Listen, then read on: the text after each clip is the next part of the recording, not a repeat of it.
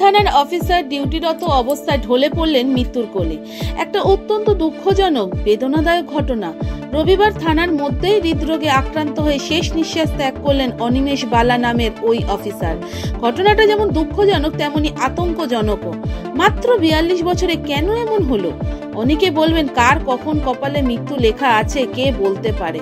ঠিক, একদম ঠিক। কিন্তু যদি একটু অন্যরকম করে ভাবি ঘটনাটা, পুলিশ তো আর যাই হোক মানুষ তো, তাদেরও মানবিকতা আছে, ভালো খারাপ জ্ঞান আছে, ন্যায় অন্যায় বোধ আছে। কেউই পুলিশের চাকরিতে দলদাস হওয়ার জন্য আসে না। কিন্তু পুলিশকে যখন শাসক দলের খুচরো নেতারাও চমক দেয়, শাসক দলের সমর্থন থাকায় শেখ শাহজাহানের মতন অনেককে সমীহ করে চলতে হয়, তখন সেই সমস্ত পুলিশ অফিসারদেরও তো কোথাও একটু লাগে।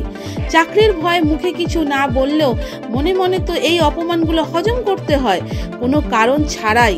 দিনের পর দিন এই মানসিক যন্ত্রণা সয়ে চাকরি করে যাওয়া এই ধরনের শারীরিক অসুস্থতার কারণ নয় তো। দুঃখ প্রকাশ করলে হবে না, পরিবারকে ক্ষতিপূরণ দিলে হবে না। পুলিশ অফিসারদের সামগ্রিক মানসিক স্বাস্থ্য পরীক্ষা দরকার, কারণ অনেক ধরনের চাপ সহ্য করে তাদের চাকরিতে থাকতে হয়। এই অবস্থা শুধু পশ্চিমবঙ্গ বলে ভাবলে ভুল হবে, সারা ভারতেই বোধহয় একই অবস্থা। মানুষের ওপরে যদি ক্রমাগত মানসিক চাপ থাকে, মানুষ যদি দিনের পর দিন অপমানিত বোধ করে এবং তারপরেও যে সে কথা বলতে না পারে এবং সবকিছু সহ্য করে যেতে হয়, তাহলে এই ধরনের ঘটনা কোনো বিচ্ছিন্ন ঘটনা হিসেবে দেখা ঠিক হবে না। আগামী দিনেও এমন ঘটনা অনেক ঘটবে। এমন অমানসিক পরিস্থিতির পরিবর্তন দরকার।